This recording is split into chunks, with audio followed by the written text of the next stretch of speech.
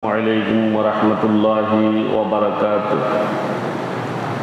إن الحمد لله الأكرم الذي خلق الإنسان وكرم وعلمه من البيان ما لم يعلم، فسبحان الذي لا يحصى امتنانه باللسان ولا بالقلم، ونشهد أن لا إله إلا الله وحده لا شريك له، ونشهد أن سيدنا وحبيبنا وشفيعنا ومولانا محمدا عبده ورسوله الذي أرسله بالحق بشيرا ونذيرا وداعيا إلى الله بإذنه وسراجا وقمرا منيرا. وقد قال الله تعالى في كلامه المجيد وفرقانه الحميد: أعوذ بالله من الشيطان الرجيم. بسم الله الرحمن الرحيم. ومن الليل فتهجد به نافلة لك عسى أن يبعثك ربك مقاما محمودا. وقال تعالى في شان حبيبه ومحبوبه ومعشوقه مخبرا وآمرا: إن الله وملائكته يصلون على النبي يا أيها الذين آمنوا صلوا عليه وسلموا تسليما.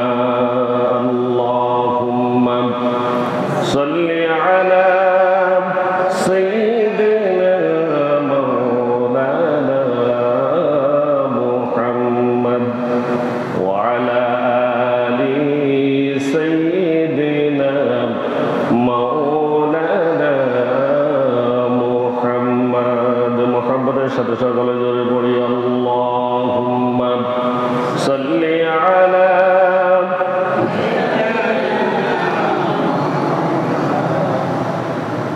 ওয়া আলা আলি সাইয়্যিদিনা মাওলানা মুহাম্মদ। মনজে আমার থেকে না রে এদেশেতে ভাইরে, মনে কয় উড়িয়া যাইতাম সোনার মদিনায় রে। আল্লাহুম্মা সাল্লি আলা সাইয়্যিদিনা মাওলানা মুহাম্মদ ওয়া আলা আলি সাইয়্যিদিনা মাওলানা মুহাম্মদ। বালাগাল উলা বিকামালিহি কাশাফাদ দুজা বিজামালিহি হাসানাত জামিউ খাসালিহি সাল্লাল্লাহু আলাইহি ওয়া আলিহি। মুহাম্মাদুন সাইয়্যিদুল কাওনাইনি ওয়াস সাকালাইন ওয়াল ফরিকাইনি মিন উরবি ওয়া মিন আজমি। বালাগাল উলা بكماله كشف الدجى بجماله حسنت جميع خصاله صلوا عليه وآله والحبيب الذي ترجى شفاعته لكل حول من الأحوال المقتحم بلغ العلا بكماله كشف الدجى بجماله حسنت جميع خصاله صلوا عليه وآله ঐতিহ্যবাহী সনুয়া কেন্দ্রীয় জামে মসজিদের পবিত্র জুমার সালাত আদায়ের উপলক্ষে সমবেত সম্মানিত মুসল্লিয়ানে কেরাম, অত্র এলাকার সর্বস্তরের তৌহিদি জনতা, পর্দার আড়ালের মা ও বোনেরা, আসসালামু আলাইকুম ওয়া রাহমাতুল্লাহি ওয়া বারাকাতুহু। মহান আল্লাহ সুবহানাহু ওয়া তাআলার শুকরিয়া জ্ঞাপন করছি, যেই আল্লাহ সুবহানাহু ওয়া তাআলা এই রবিউল আউয়াল মাসের রাসূল সাল্লাল্লাহু আলাইহি সাল্লামের আগমনের সময় এই জুমায় আমাদেরকে আগে ভাগে মসজিদে সমবেত হওয়ার তৌফিক এনায়েত করেছেন। এজন্য মহান মনিবের দরবারে অন্তর থেকে শুকরিয়া আদায় করি, প্রত্যেক বড়ি আলহামদুলিল্লাহ। দরুদ ও সালাম পেশ করছি বিশ্ব মানবতার মুক্তির দিশারি, সর্বকালের সর্বশ্রেষ্ঠ মহামানব হযরত মুহাম্মদুর রাসূলুল্লাহ সাল্লাল্লাহু আলাইহি ওয়াসাল্লামের প্রতি, যাকে আল্লাহ রাব্বুল আলামিন শ্রেষ্ঠ উম্মত, শ্রেষ্ঠ নবী হিসেবে প্রেরণ করেছেন। আমরা তার উপরে আবার দরুদ পড়ি, সকলে পড়ি সাল্লাল্লাহু আলাইহি ওয়াসাল্লাম। সম্মানিত হাজিরিন, আজ হচ্ছে 11ই রবিউল আউয়াল 1447 হিজরি, 21শে ভাদ্র 1432 বঙ্গাব্দ, 5ই সেপ্টেম্বর 2025। আজ ফেনীতে সূর্য উঠেছে 6টা 38 মিনিটে এবং দুপুর হয়েছে 11টা 48 মিনিটে এবং জোহর বা জুমা শুরু হয়েছে 11টা 54 মিনিট থেকে। আজ ফেনীতে সূর্য অস্ত যাবে 6টা 8 মিনিটে। সম্মানিত হাজিরিন, আমরা রাসূলুল্লাহ সাল্লাল্লাহু আলাইহি ওয়াসাল্লামের সিরাত নিয়ে আলোচনা করছি, শ্রেষ্ঠ মানবের শ্রেষ্ঠ মর্যাদা। আমরা গত জুমায় 2টি আলোচনা করেছি আর 3টি আজকে আলোচনা করার চেষ্টা করব ইনশাআল্লাহ। আল্লাহ আমাদের তৌফিক দান করুন। সম্মানিত হাজিরিন,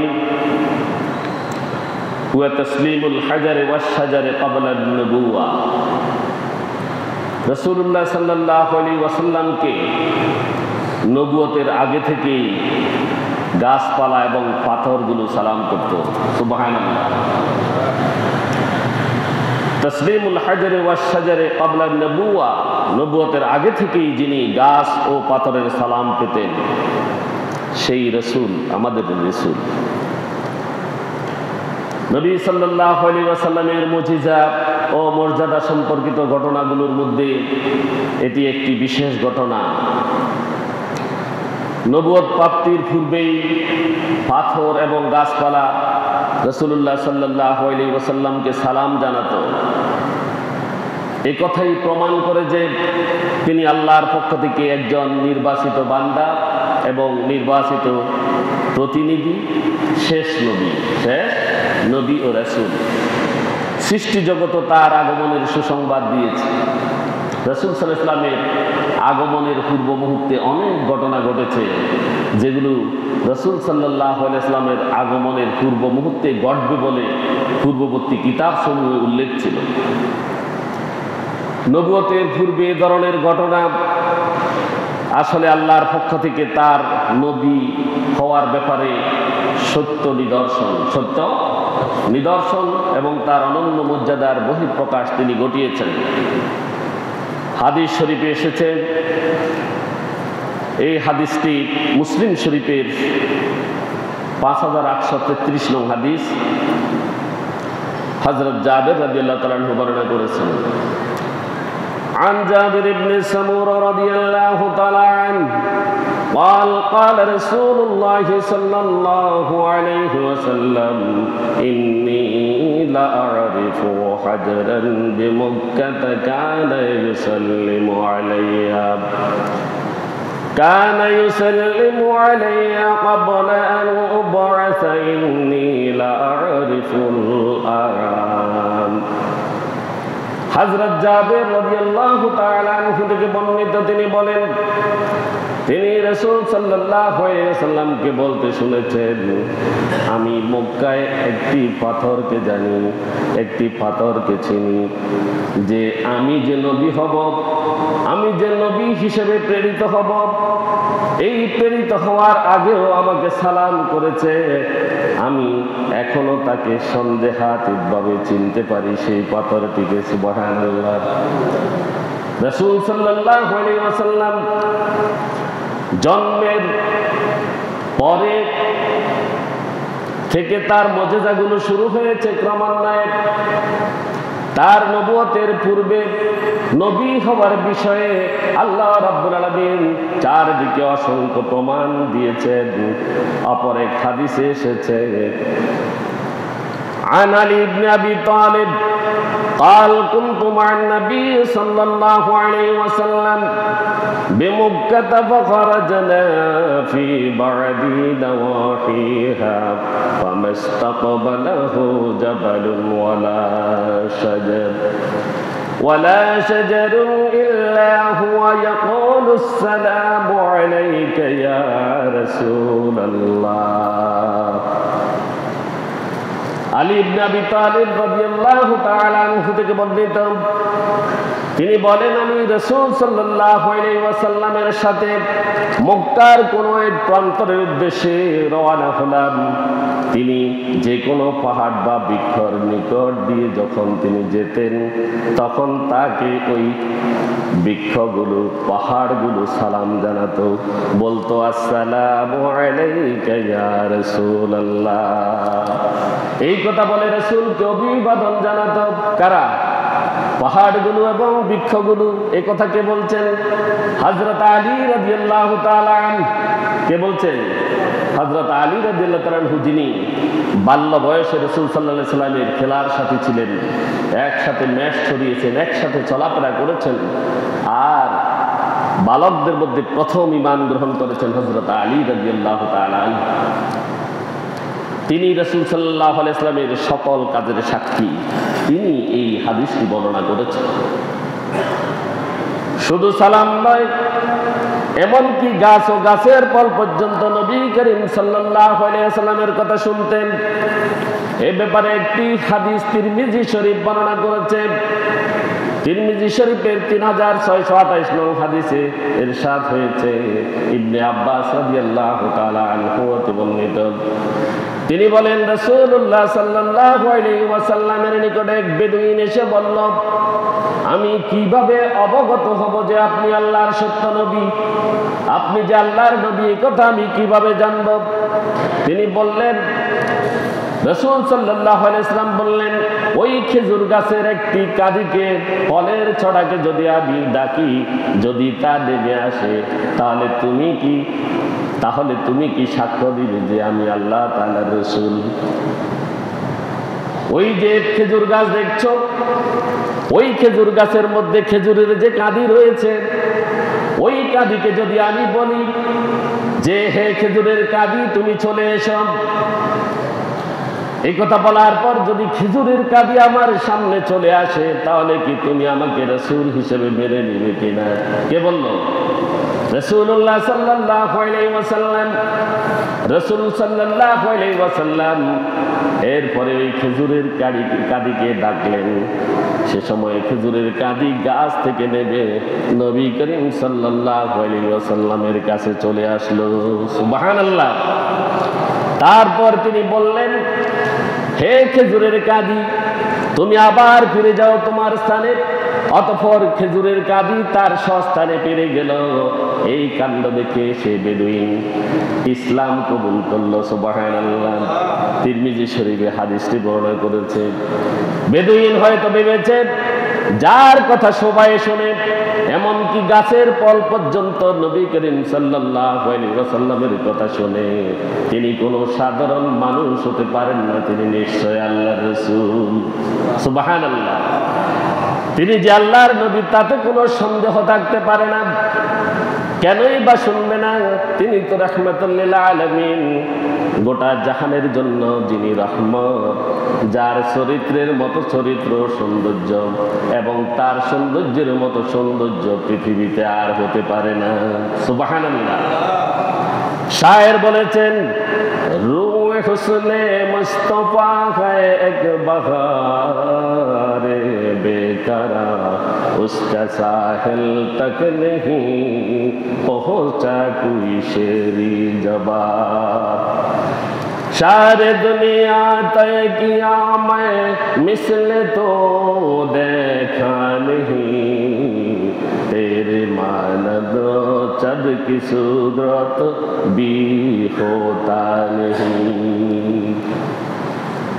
শায়ের বলেছেন, তার শায়ের মধ্যে ইরশাদ করেছেন, রূহ হুসনে মুস্তফা है एक बहार बेकরা, মুহাম্মদ মুস্তাফা সাল্লাল্লাহু আলাইহি ওয়াসাল্লামের পবিত্র চেহারা হলো এক সীমাহীন সমুদ্রের মতো।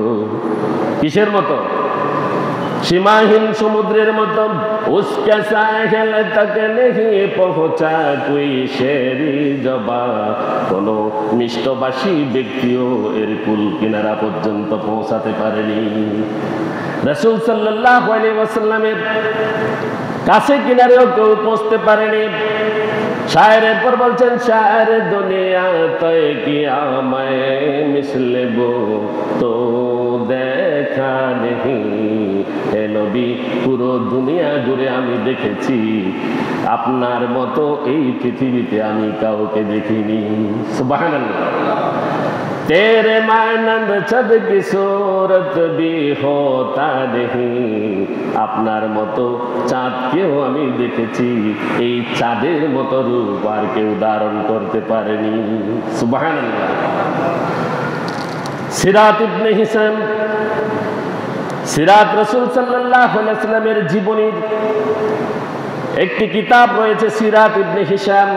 বিশ্বস্ত সূত্রে এই সিরাত কিতাব লেখা হয়েছে। ইবনে হিসাম এটি লিখেছেন, নবী সাল্লাল্লাহু আলাইহি ওয়াসাল্লামের বয়স যখন 12 বছর 2 মাস 10 দিন, ইতিহাসবিদেরা 12 বছর লিখেছেন, তখন তার চাচা আবু তালিব তাকে সঙ্গে নিয়ে ব্যবসার উদ্দেশ্যে সিরিয়ার দিকে রওনা হয়েছিলেন।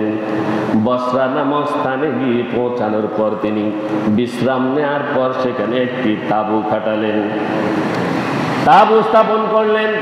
বসরা ছিল শামের অন্তর্ভুক্ত একটি শহর। সেই শহরে বুহাইরা নামক একজন পাদ্রী ছিল, খ্রিস্টান পাদ্রী, যাকে সেখানে বলা হতো জার্জিস। ওই খ্রিস্টানের আসল নাম হইল জার্জিস, কিন্তু ইতিহাসবিদরা তার নাম লিখেছে বুহাইরা। এই বুহাইরা তার যে গির্জা ছিল, এই গির্জা থেকে কখনো বের হতেন না, কিন্তু সেই দিন তিনি সেই গির্জা থেকে বেরিয়ে এলেন এবং আবু তালিবের তাঁবুতে এসে বুহাইরা সবাইকে মেহমানদারি করলেন। এই ফাঁকে দিয়ে একটি কাজ করলেন।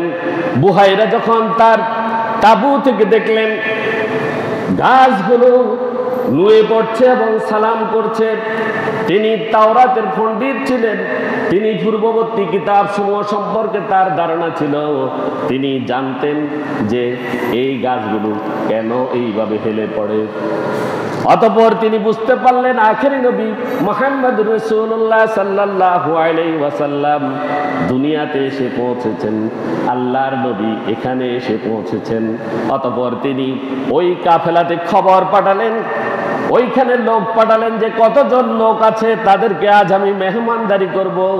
আর বুহাইরা তাদের জন্য খানা তৈরি করলেন, আর ওই খানা নিয়ে আবু তালিবের ওই তাঁবুতে গিয়ে পৌঁছালেন।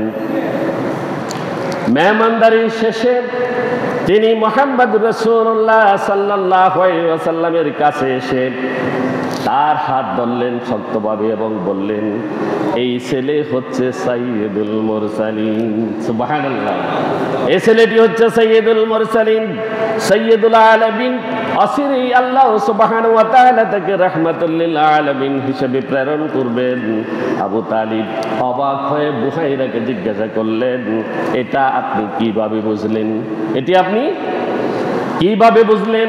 জবাবে বুহাইরা বলল, আবু তালিব, আপনার কাফেলা যখন এই এলাকায় এসেছে তখন আমি দেখলাম এই বালককে সম্মান জানানোর জন্য এই এলাকার সমস্ত গাছগুলো নুয়ে পড়ছে।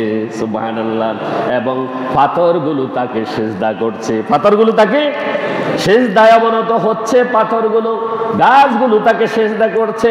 শায়ের উল্লেখ করেছেন, আহমদ হায় মুহাম্মদ হায় ওহি খতমে রসুল হায় মখদুম মুরব্বি হায় ওহি ওয়ালি কুল হায় উস पर ही नजर सारे जमाने की लगी है ओहो मेरा नबी मेरा नबी मेरा नबी है।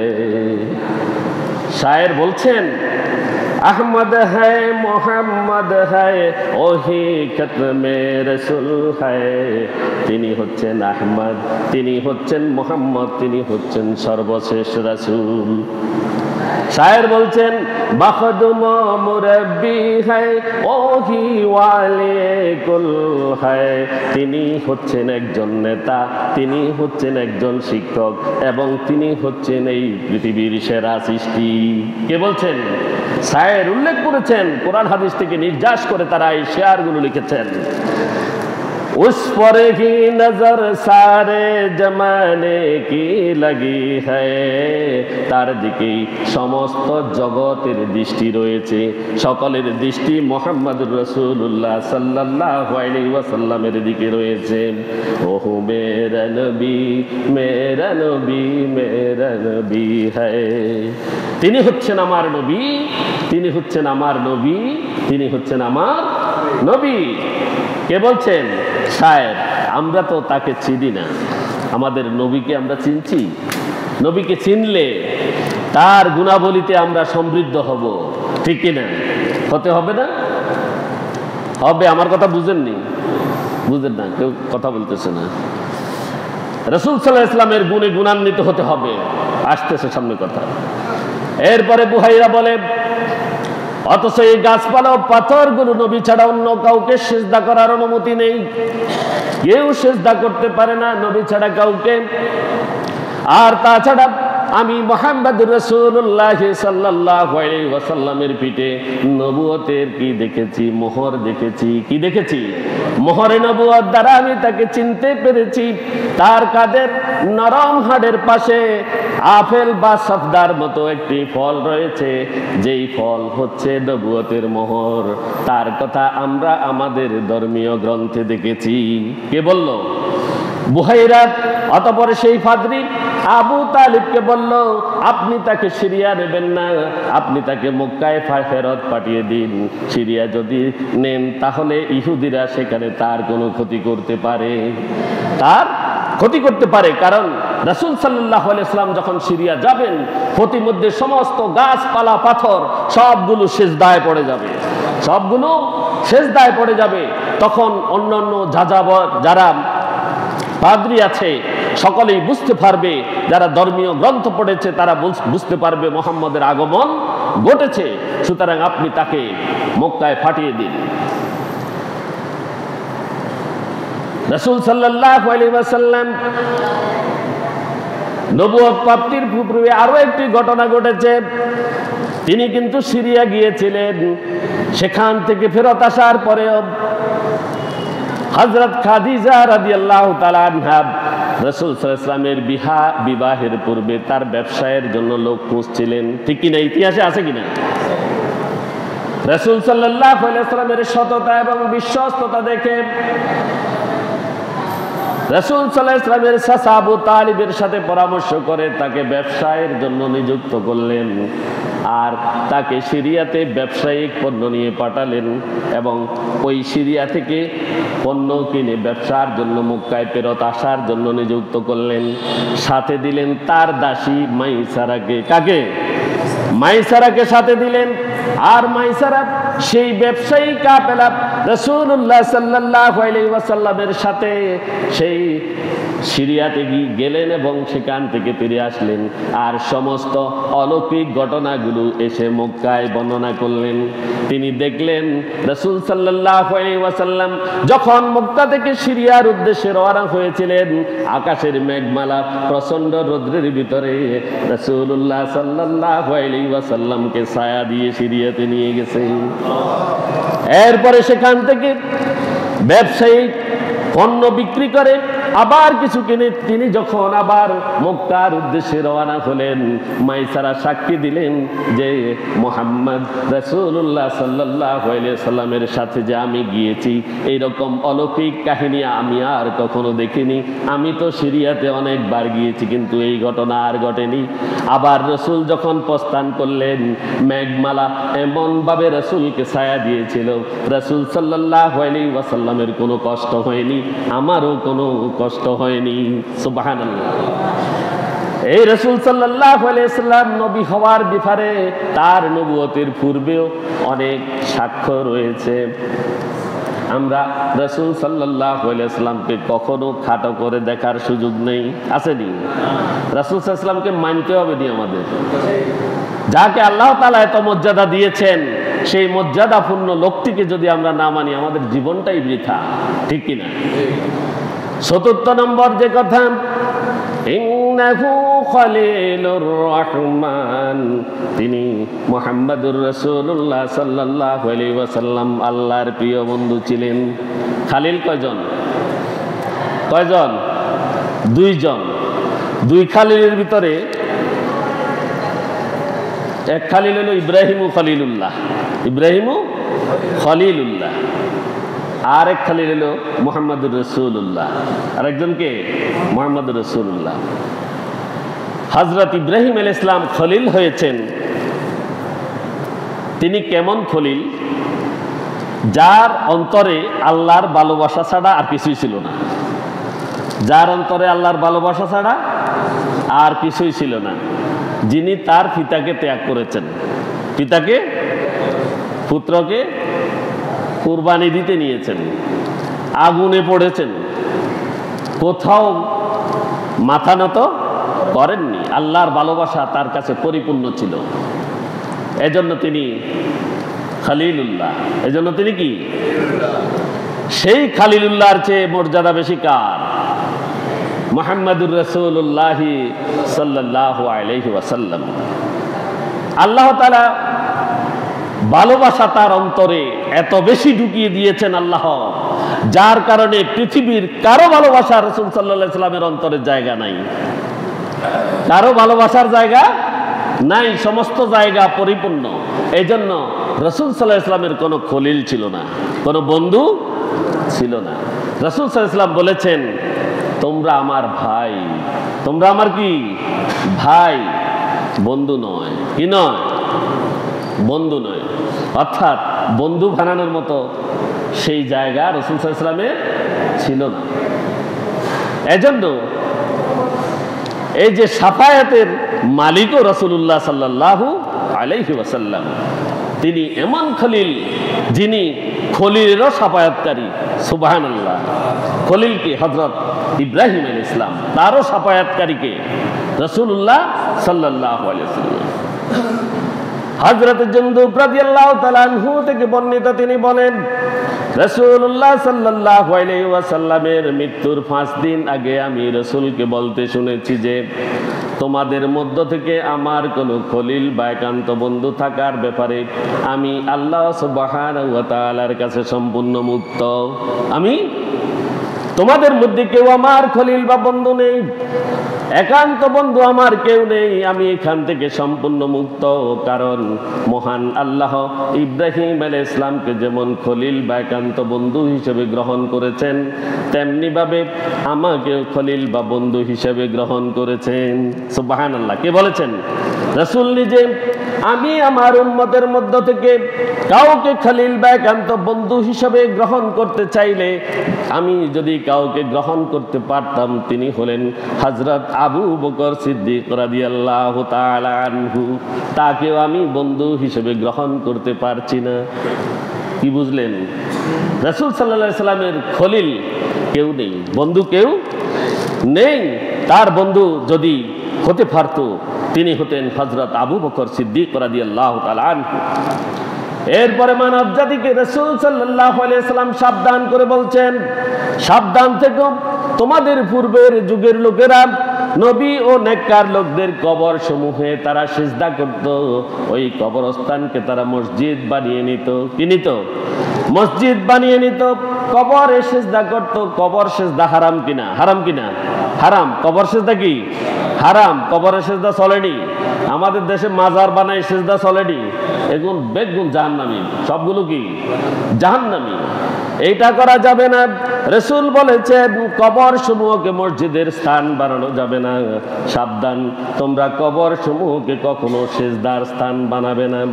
আমি এরূপ করতে তোমাদেরকে নিষেধ করে যাচ্ছি। কে বলছেন?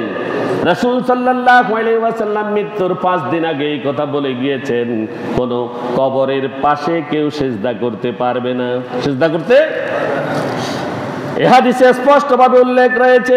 নবীজি সাল্লাল্লাহু আলাইহি ওয়াসাল্লাম বলেছেন, ফা ইন্নাল্লাহা তাআলা ক্বাদ ইত্তাখাযানি খলিলাম কামা ইত্তাখাযা ইব্রাহিম খলিলা। আল্লাহ তাআলা আমাকে তার বন্ধু রূপে গ্রহণ করেছেন, যেমন হযরত ইব্রাহিম আলাইহিস সালামকে বন্ধু রূপে গ্রহণ করেছিলেন। অপর এক হাদিসে রাসূল সাল্লাল্লাহু আলাইহি ওয়াসাল্লাম বলেছেন, আন আব্দুল্লাহ ইবনে মাসউদ রাদিয়াল্লাহু তাআলা আনহু قال قال رسول الله صلى الله عليه وسلم لو كنت متخذا خليلا لاتخذت أبا بكر خليلا ولكنه أخي وصاحبي وقد اتخذ الله عز وجل صاحبكم خليلا। রাসূল সাল্লাল্লাহু আলাইহি ওয়াসাল্লাম বলছেন, হযরত আব্দুল্লাহ ইবনে মাসউদ রাদিয়াল্লাহু তাআলা আনহু হাদিসটি বর্ণনা করেছেন, আমি যদি বন্ধু বানাতাম তাহলে হযরত আবু বকর সিদ্দিক রাদিয়াল্লাহু তাআলা আনহুকে বন্ধু হিসাবে আমার বন্ধু হওয়ার জন্য অগ্রাধিকার দিতাম। তবে আমি আমার ভাই এবং আমার সঙ্গী আর তোমাদের সঙ্গীকে আল্লাহ রাব্বুল আলামিন বন্ধু বানিয়েছেন। অর্থাৎ তোমরা সকলেই হচ্ছ আমার ভাই, তোমাদের এই ভাই আল্লাহ তাআলার বন্ধু হয়েছে। সুবহানাল্লাহ। খলিল বলা হয় এমন এক বন্ধুকে যার বন্ধুত্বে অন্তরের অন্তঃস্থলে আর কোনো জায়গা থাকে না, যেখানে জায়গা করে নেওয়া হয় আর অন্য বন্ধুর কোনো স্থান থাকে না। অন্তরের রন্ধ্রে রন্ধ্রে যেই বন্ধু প্রবেশ করে যায় তিনি হচ্ছেন খালিল। তিনি কি? খালিল। এটি সাধারণ বন্ধুত্ব থেকে উচ্চ মর্যাদা সম্পন্ন। হযরত ইব্রাহিম আলাইহিস সালাম যেমনি ভাবে আল্লাহর খলিল, তেমনি ভাবে মুহাম্মদুর রাসূলুল্লাহ সাল্লাল্লাহু আলাইহি ওয়াসাল্লাম আল্লাহর খলিল। আল্লাহ ভালোবাসা এমন ভাবে রাসূল সাল্লাল্লাহু আলাইহি ওয়াসাল্লামের অন্তরে প্রবেশ করেছে যেখানে আর কারো ভালোবাসা পাওয়ার স্থান নাই। সুবহানাল্লাহ। কারো কোনো জায়গা। রাসূল সাল্লাল্লাহু আলাইহি ওয়াসাল্লাম আল্লাহর অন্তরঙ্গ বন্ধু বা খলিলুল্লাহ। আল্লাহর এই খলিলত্ব এতই পূর্ণাঙ্গ যে কোনো মানুষের প্রতি তিনি খলিলত্ব প্রকাশ করতে করেননি।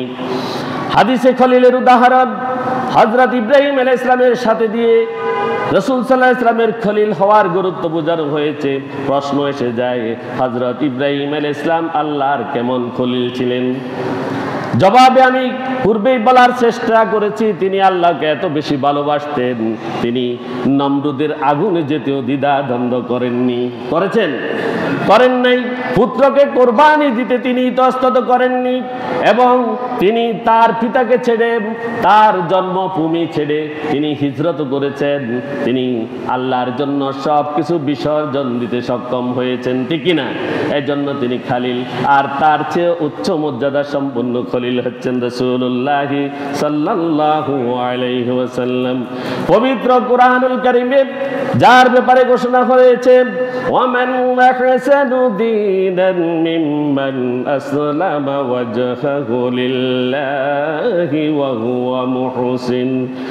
হুয়া মুহসিনুন ওয়াত্তাবা'a মিল্লাতা ইব্রাহিমা হানিফা ওয়াত্তাখাযাল্লাহু ইব্রাহিমা খলিলা।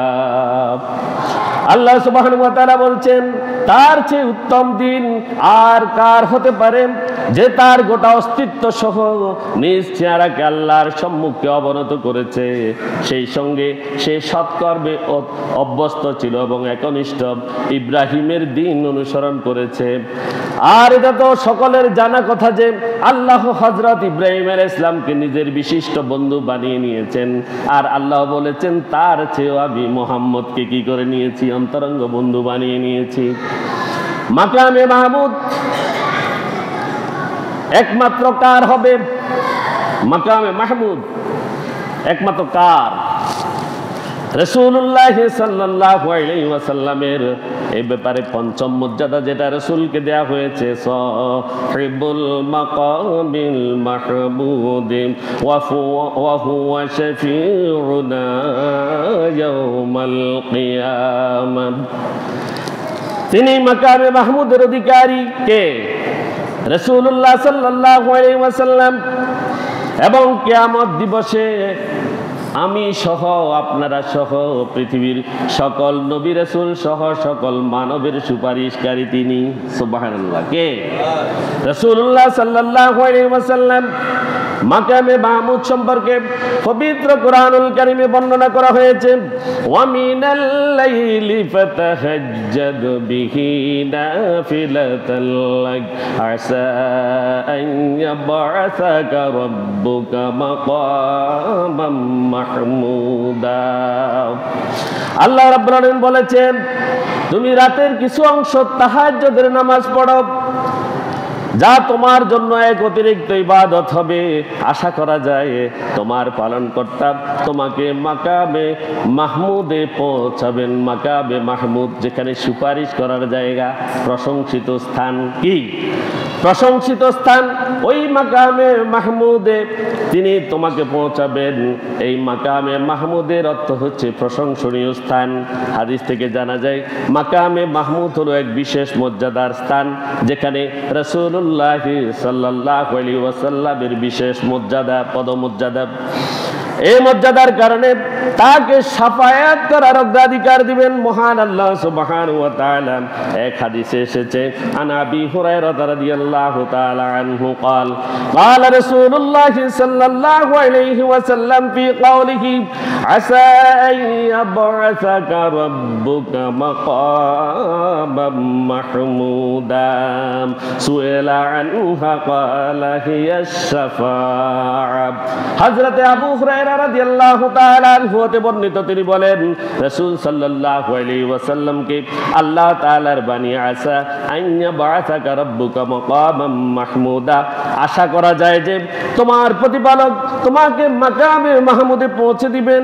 এই প্রসঙ্গে তাকে প্রশ্ন করা হলে তিনি বললেন, এটি হচ্ছে আল্লাহ রাব্বুল আলামিনের পক্ষ থেকে রাসূল সাল্লাল্লাহু আলাইহি ওয়াসাল্লামকে, মানব জাতিকে রাসূল সাল্লাল্লাহু আলাইহি ওয়াসাল্লাম যে শাফায়াত করবেন, এই শাফায়াতকে বোঝানো হয়েছে।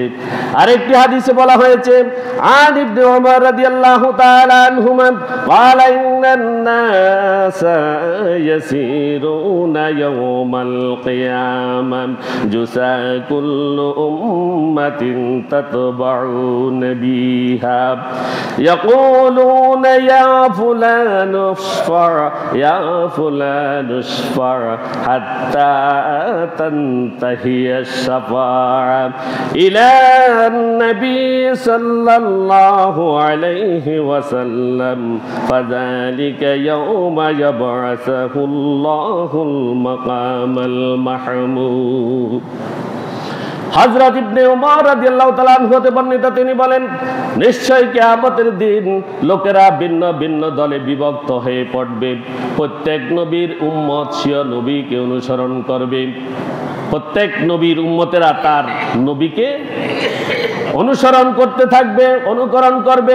তারা বলবে, হে অমুক নবী, আপনি আমাদের জন্য সুপারিশ করুন, হে অমুক নবী, আপনি আমার জন্য সুপারিশ করুন। কেউ তাকে সুপারিশ করতে চাইবে না। শেষ পর্যন্ত সুপারিশের দায়িত্ব মুহাম্মদুর রাসূলুল্লাহ সাল্লাল্লাহু আলাইহি ওয়াসাল্লামের উপরে পড়বে। এই হাদিসটি বর্ণনা করেছে বুখারী। কে? বুখারী হাদিসটি বর্ণনা করেছে। অর্থাৎ এই মাকামে মাহমুদের অধিকারী নবীজি সাল্লাল্লাহু আলাইহি ওয়াসাল্লামকে বানানো হয়েছে।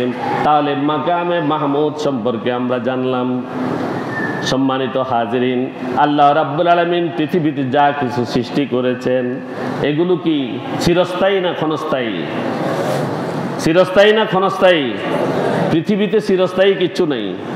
পৃথিবীতে চিরস্থায়ী প্রত্যেকের এক একটা মেয়াদ আছে, প্রত্যেকের এক একটা মেয়াদ আছে। চন্দ্র, সূর্য, গ্রহ, নক্ষত্র এগুলো সব এক সময় ধ্বংস হয়ে যাবে। যেদিন এগুলো ধ্বংস হয়ে যাবে সেদিনটিকে বলা হয় ইয়াউমাল কিয়ামা। কি বলা হয়? ইয়াউমাল কিয়ামা বা কিয়ামতের দিবস। এই কিয়ামতের দিবস অত্যন্ত ভয়াবহ। সেদিন আমাদের সবাইকে আল্লাহর কাছে ফিরে যেতে হবে। পবিত্র কোরআনুল কারীমে আল্লাহ বলেছেন, واتقوا يوما ترجعون فيه إلى الله ثم توفى كل نفس ما كسبت وهم لا يظلمون।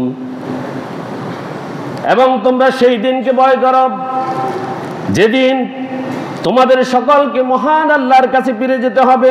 অতঃপর প্রত্যেক ব্যক্তিকে পরিপূর্ণরূপে দেয়া হবে যা সেই দুনিয়াতে অর্জন করেছে, সবগুলো তাকে দেয়া হবে। আর তাদের প্রতি সেদিন কোনো অবিচার করা হবে না। এখান থেকে পুঁজি যা নিবে সেই পুঁজিগুলোই সেখানে দেয়া হবে, ঠিক কিনা? এখানে আমাদেরকে পুঁজি সংগ্রহ করা দরকার। আখিরাতের পুঁজি সংগ্রহ করতে হবে আমাদেরকে, ঠিক কিনা? সংগ্রহ করতে হলে কি করতে হবে? রাসূল সাল্লাল্লাহু আলাইহি ওয়াসাল্লামকে অনুসরণ করতে হবে। অপর আয়াতে আল্লাহ রাব্বুল আলামিন উল্লেখ করেছেন, রব্বানা ইন্নাকা জামিউন নাসি লিয়াউমিল লা রাইবা ফি ইন্নাল্লাহা লা ইউখলিফুল মিয়াদ। হে আমাদের রব, আপনি মানুষকে একদিন অবশ্যই একত্রিত করবেন, এতে কোনো প্রকারের সন্দেহ সংশয় নেই। নিশ্চয়ই আমাকেও আপনি এখানে একত্রিত করবেন। নিশ্চয়ই আল্লাহ রাব্বুল আলামিন প্রতিশ্রুতির ব্যতিক্রম করেন না, ব্যতিক্রম করেন না। যেই প্রতিশ্রুতি দেন সেই প্রতিশ্রুতি তিনি পালন করেন। আসেন, কিয়ামতের দিবসে হযরত আবু হুরায়রা রাদিয়াল্লাহু তাআলা থেকে বর্ণিত, তিনি বলেন, একদিন নবীজি সাল্লাল্লাহু আলাইহি ওয়াসাল্লামের সামনে কিছু গোশত আনা হলো।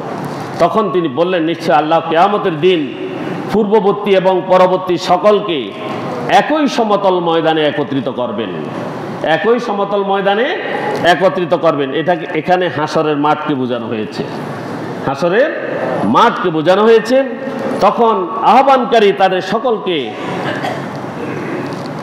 ডাকবেন, তাদের সকলের উপরে সমানভাবে দর্শকের দৃষ্টি পড়বে এবং আকাশের সূর্য যখন উদিত হবে সকলের উপরে সমানভাবে সূর্যের তাপ পড়বে, সমানভাবে সূর্যের তাপ পড়বে। অতঃপর তিনি শাফায়েতের হাদিস বর্ণনা করলেন, সকল মানুষ ইব্রাহিম আলাইহিস সালামের নিকটে আসবে প্রথমে এবং বলবে, পৃথিবীতে আপনি আল্লাহর নবী ছিলেন এবং খলিল ছিলেন, অতএব আমাদের জন্য আপনি আপনার রবের নিকটে সুপারিশ করুন।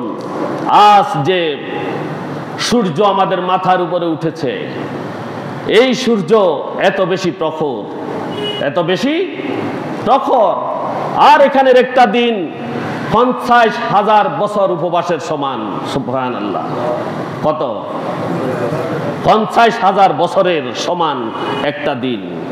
সেই দিনটাতে সেখানে উপবাস থাকবে সবাই, খাওয়ার কথা ভুলে যাবে। এই দুনিয়াতে তো 50 দিনও থাকা যায় না, নাকি? 50,000 বছর হাসরের মাঠে উপবাস, তার উপরে সূর্য।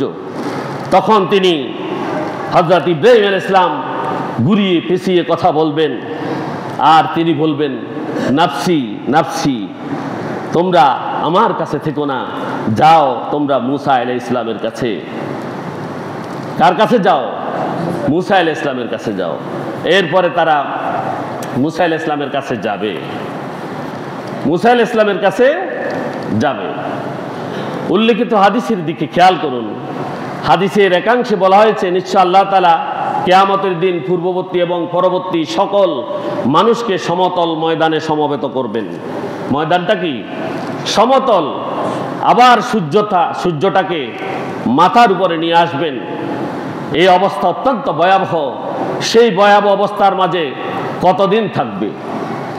সেখানে আল্লাহ রাব্বুল আলামিন সূরা মারিজের 4 নং আয়াতে বলেছেন, তারিজুল মালাইকাতু ওয়ার রূহু ইলাইহি ফি ইয়াউমিন কানা মিকদারুহু 50,000 সানা।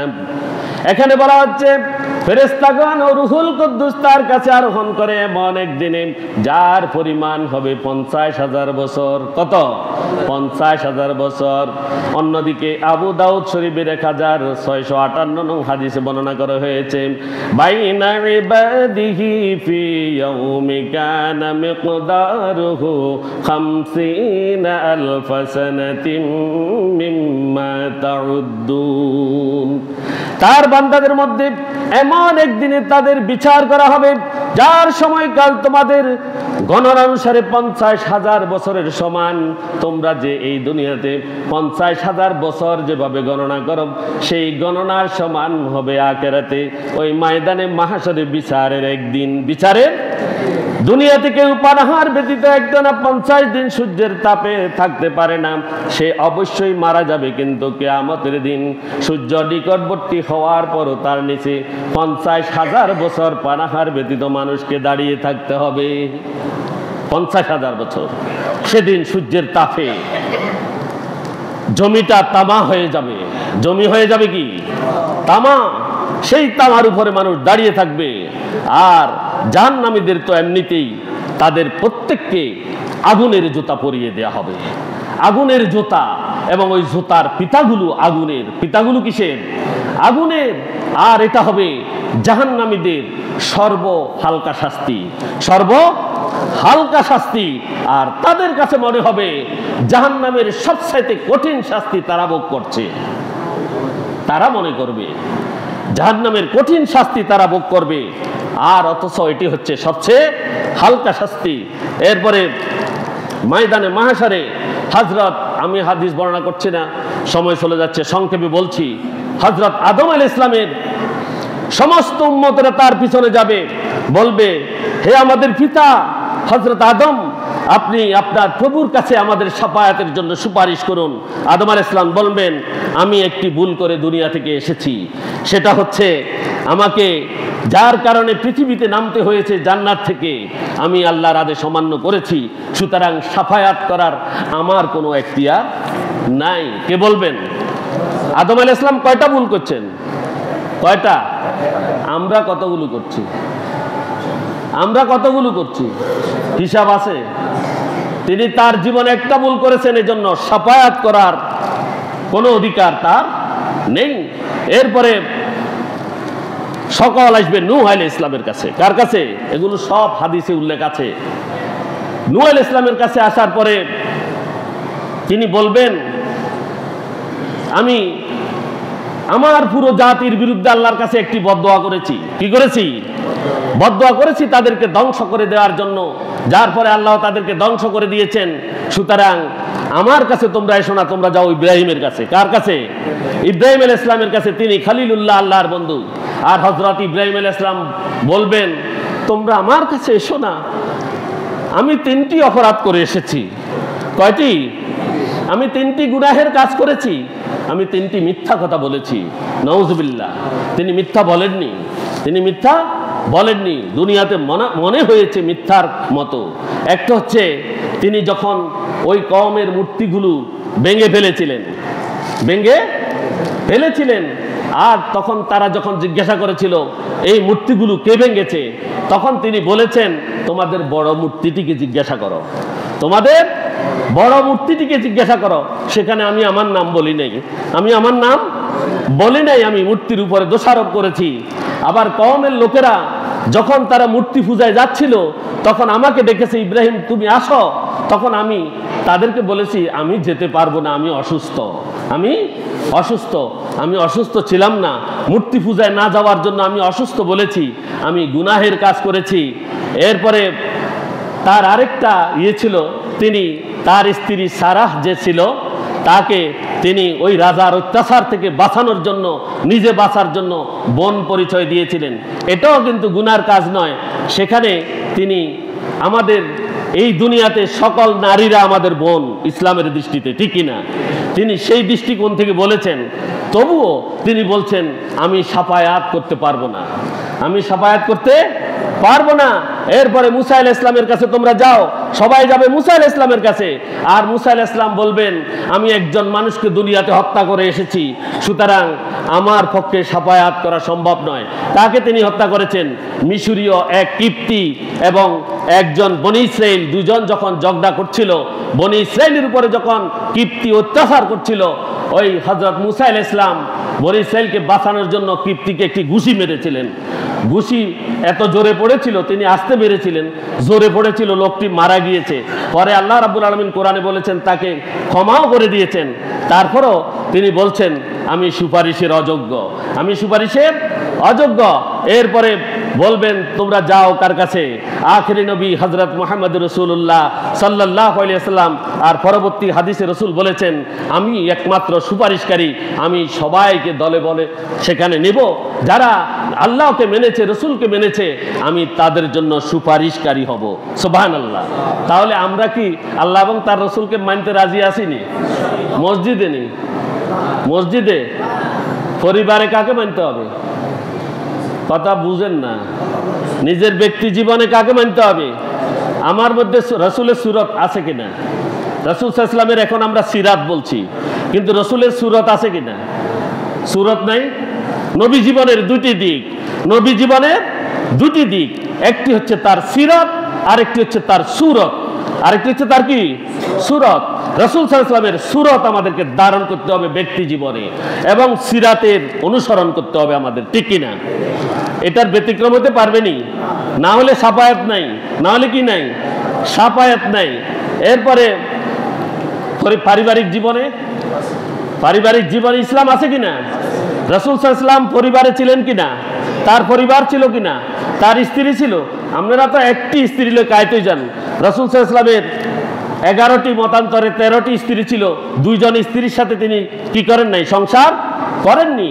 আর 9 জনের সাথে তিনি সংসার করেছেন। রাসূল সাল্লাল্লাহু আলাইহি ওয়াসাল্লামের জীবন জিন্দিগিতে কোনো স্ত্রীর সাথে টু শব্দ হয় নাই। কি হয় নাই? টু শব্দ হয় নাই। পারিবারিক জীবনে রাসূল সাল্লাল্লাহু আলাইহি ওয়াসাল্লামের আদর্শ আছে কিনা? আছে, সেখানে স্থাপন করতে হবে। এরপরে সমাজে আসেন, আমাদের সমাজে কি ইসলাম প্রচলন আছে? রাসূল সাল্লাল্লাহু আলাইহি ওয়াসাল্লামের এই সিরাত এবং সুরত এই সমাজে আছে কিনা? নাই। আছে কিনা? নাই। কয়েকটা পরিবারে থাকতে পারে, সংখ্যা খুবই কম, নগণ্য, কিন্তু আমাদের অধিকাংশই রাসূল সাল্লাল্লাহু আলাইহি ওয়াসাল্লামের সিরাত এবং সুরত কোনোটাই আমরা ধারণ করতে পারিনি। আমাদেরকে এটা পারতে হবে, না হলে তার সাফায়াত আমরা বঞ্চিত হব। সামাজিক জীবন, রাষ্ট্রীয় জীবনের প্রতিটি সেক্টরে রাসূল সাল্লাল্লাহু আলাইহি ওয়াসাল্লামকে যদি আদর্শ হিসেবে গ্রহণ করা না যায়, তাহলে আমরা রাসূলের সাফায়াত বঞ্চিত হব। আল্লাহ রাব্বুল আলামিন আমাদেরকে রাসূল সাল্লাল্লাহু আলাইহি ওয়াসাল্লামের সাফায়াত উপযোগী করে গড়ে তুলুন। হতে বড়ি আমিন। ওয়া আখিরু দাওয়ানা আলহামদুলিল্লাহি রাব্বিল আলামিন। আসসালামু আলাইকুম ওয়া রাহমাতুল্লাহি ওয়া বারাকাতুহু।